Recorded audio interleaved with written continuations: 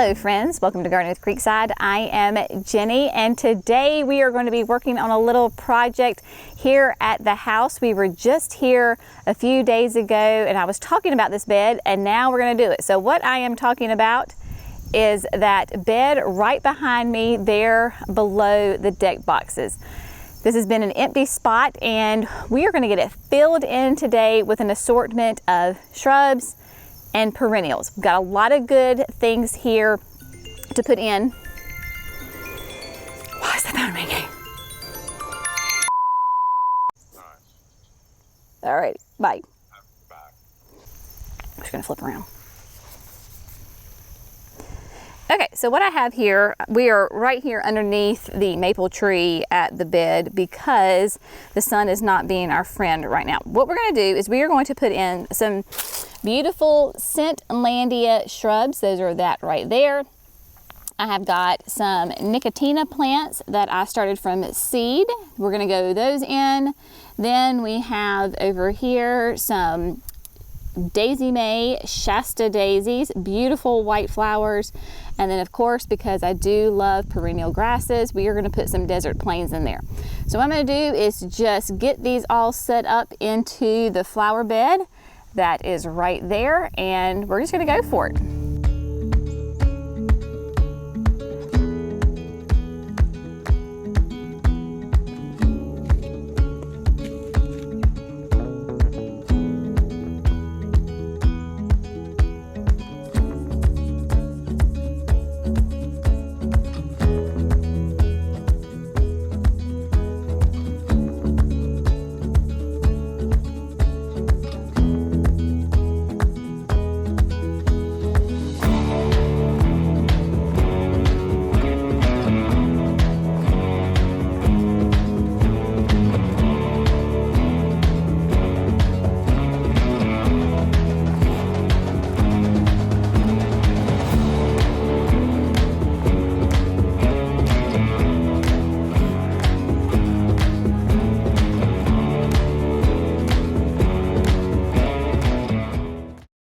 I've got all the plants placed. So what I'm going to do now is we're going to flip the camera around and we're going to walk over there and I'm going to explain to you why I have done what I have done and my reasoning behind this bed.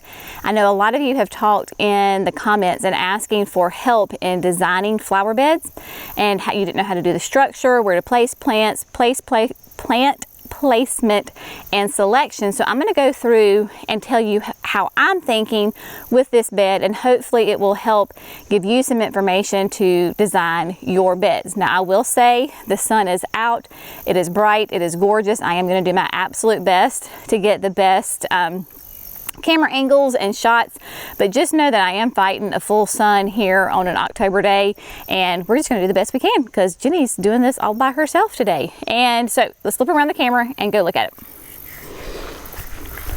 Okay, so as you can see with this bed, we have this gorgeous tea olive tree that is right here. Remember, we talked about this just the other day. It is a sweet osmanthus. It's beautiful. Now, I will also say this side of the house, really nobody walks on this side of the house. This is our house that faces the creek. Clearly, we've got our AC units right there. That is the door to underneath our house. That is our, obviously, this massive wall right there. That is why I chose to put the tea olive here, because tea olives can get 20 to 30 feet tall, and this baby can just go and grow and be very, very happy and be just fine. Now, again, this is the side of the deck boxes right here at the patio. Again, this is not going to be a high traffic area, but when you're down in the yard, obviously I want this landscaped and I want this to be very pretty. This gets full, hot sun. I cannot emphasize this enough. And the soil here is pretty bad. So, as you can see, I have cleaned out the deck boxes. Jackson and he helped me, and that's how we got started with this video, is me cleaning it out. I do not want plants to be too tall back here in the back because I don't want them to grow up, because I do know that I will have trailing plants coming down from my deck boxes. So what I have chosen in the back, there are 4 Scentlandias. Scentlandia is a fantastic shrub. Let's see if I can get in here for you. that is a native. It can do full sun, clearly. It can do more shadier conditions. It does like to have it a little bit moist, so I will definitely put these on irrigation. We'll have all the specs for you on the screen. So what I have done is I have put 4 in the back. Now, these are deciduous. Does that bother me? No. Am I going to be looking at this bed a lot during the winter? No. Can they lose their leaves? Yes, it's fine. If you wanted something that's evergreen, like a boxwood, perhaps might be a good option for this, or yin and yang viburnum. So there's 4. There is 1, 2, 3, 4. Now, again, we have this little door that goes underneath our deck. Our gas tank is under there, so I have to leave access for the propane folks to come and fill it up. Hence why I have this big section right here. We do have flagstone that we used on the pathways. I'm going to go ahead and put some down to create kind of like a little curvy path so that they can walk into it. Later on, maybe I'll add some things. So that just gives you an idea there. So what else we have incorporated are 2 on this side of the desert plains grass. So we have 1 and then we have 2 right here. You can see that they are in all of their fall glory and just beautiful. They've put on their little seed heads, nice and full, nice green leaves on them. Will be absolutely gorgeous. Again, we have the plant specs up there for you. So I have 2 on this side with 3 of the Daisy May Shasta daisies right here. I planted them, or I'm going to plant them rather. You can see pretty close to each other. Those are exactly 10 inches apart from each other, which is their minimum spacing, because I had seen a picture of Laura planted hers close together and it looked like one huge mass of plants. So that is what I want. It's all these 3 plants to grow when they're blooming to look like this one huge pocket of white daisies. So for now, that's what's going to go on this side. And then when we move over here, this is the sister to the other side. It is not an identical twin. Instead of using 2 of the desert plains, I have 3. So 1, 2, 3. And then again, I do have 3 of the Daisy Mays that will grow into each other and form another clump. So I'll have 2 huge clumps of Daisy Mays. Then these fun little things right here that you're like, Jenny, what you thinking there, sister? Well, these are Nicotina plants that I started from seed this past winter. Clearly, they never made it out of their nursery pots. They were ravaged by budworms because budworms, turns out, like Nicotina plants. They do these beautiful, pure white, delicate blooms on them, kind of a trumpet shaped, but they have started putting out new foliage. It's kind of a hairy texture to it. So they will do great. So they will be perennials once they get in the ground here. I know that they are very close to each other. They again will form a nice big clump, and they are definitely upright and not a spreading plant. And then I do have one more little pocket right here. I don't have the plant today that I'm going to plant in there, that my mama has this beautiful type of ginger that does white blooms that smells amazing. So if you can tell, I'm a big scent person. So we will have the ginger that blooms in late summer with beautiful scents. We have the tea olive right here that is blooming now throughout the fall and winter that will have amazing scents. I don't think I told you, this is like one of the most fantastic things about Scentlandia, is Scentlandia got its name because it does amazing smelling white flowers on it. To die for. So we will have lots of scents right here.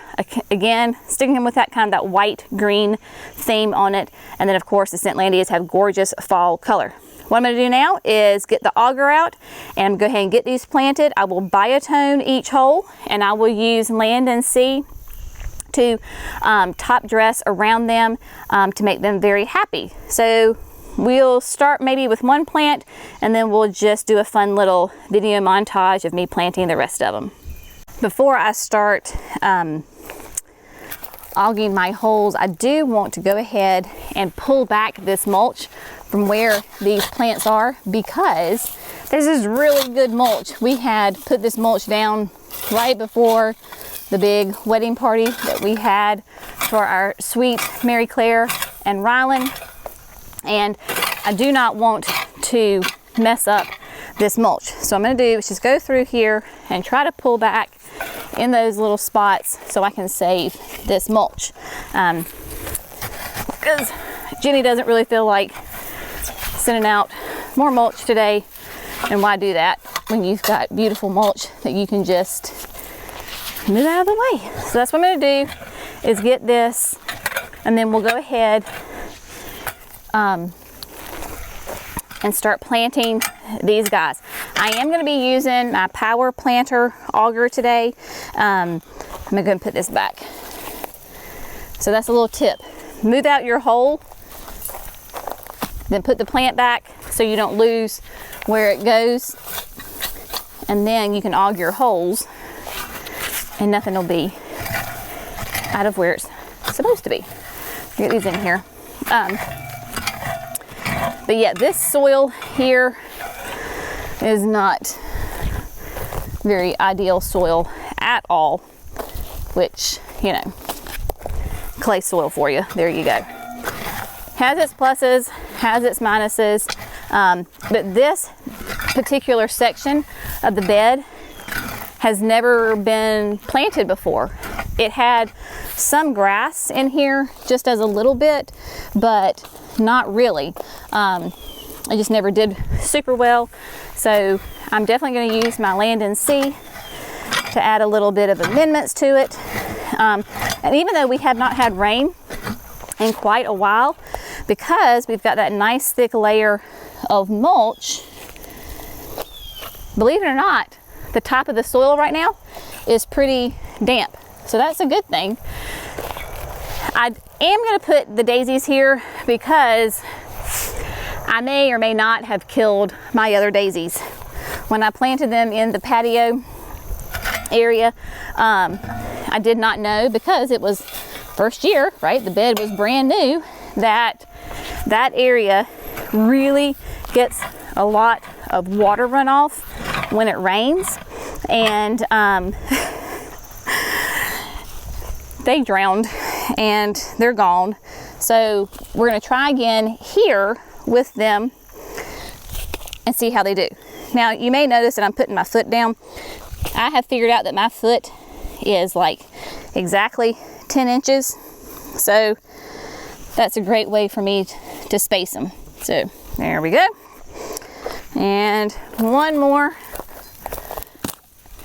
We're going to get this guy, and then we're going to start auging some holes. The fun part. Love that auger. Makes life so much easier, and planting goes so much faster. Okay, so there we go. Double check. That guy will go right there. Let's see, move him over just a smidge. Yep, okay, I think we're good. So what we'll do is get the auger going and get these holes dug.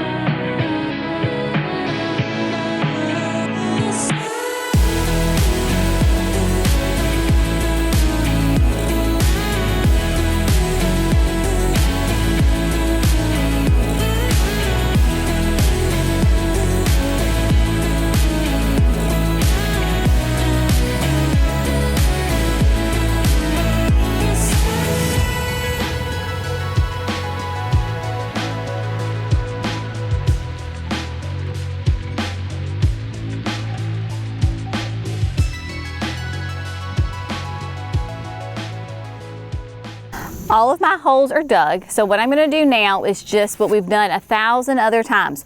Each hole is going to get a nice little shake of biotone fertilizer. Remember, biotone is great because it's for the root growth. That's what we're really concerned about when we're planting these plants, is that they have a nice, strong, healthy root system. Come late winter into spring, then I will come back with the general slow release fertilizer that gives me lots of top growth. Right now I don't want top growth because we're going into winter. I want good root growth. So everybody's going to get biotone, everybody's going to get planted. You can tell that this is very much red clay soil. Clay is good because it holds water. Clay is bad because it holds water. So our winters are notoriously wet. I'm going to plant all of these either just a hair above ground level. That way water doesn't go down and sit around the crown of the plant. It will shed away. They will still have plenty of room for their roots to soak up the water, but water's not going to sit and rot my plants out, which is what we have to deal with here in our North Carolina Zone 7B area in the Piedmont. So we're going to do that. Then I'm going to come back through with my Land and Sea, and I'm going to top dress. Top dress just basically is like you're putting a blanket around the plants. I'll cover all my areas because over the winter what that will do is all those great nutrients will leach down into the soil. My roots will soak up all those great nutrients and come back in the spring very, very happy. Then we'll put the mulch back and everybody will be put to bed. Once the whole bed is completely done, I'll come back and water this because as of right now, it is not on irrigation and we have gone through this dry spell. We haven't had rain in quite a while and plants are parched.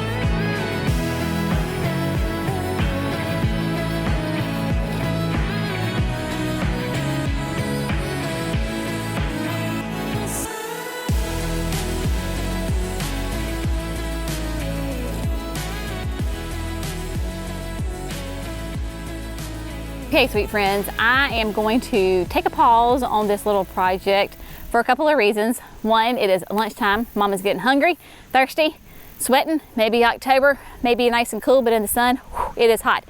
We'll say with that, this probably is the hottest part of our entire yard and garden because it just bakes. So all of these plants will do really well here. Again, we will put them on drip irrigation, but yeah, it's hot. So we're gonna do that.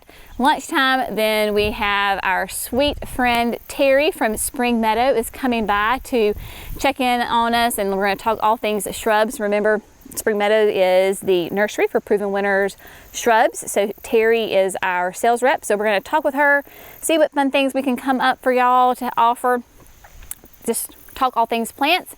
And then later on this afternoon, when the sun starts to get behind the trees, which are directly behind the camera, this will get a little bit shadier, be a little bit more pleasant, and we will go ahead and come and finish up this project. So through the magic of television, we're gonna speed things up, and we'll see you in about 2 seconds. Okay friends, again, like I said, thanks to the power of television and some very good editing, we have fast forwarded a couple of hours, and you can see that the area behind me is in some much needed shade. Much more pleasant to work in. Very super excited about how the first area has come out. Plants are looking fantastic in there, and then we have that one more section to go, and then we will be done with that project. So again, what I'm going to do is exactly what I did last time. Get rid of the mulch, aug the holes, biotone, plant, land and sea, mulch back, and water. There you go. So let's get to planting.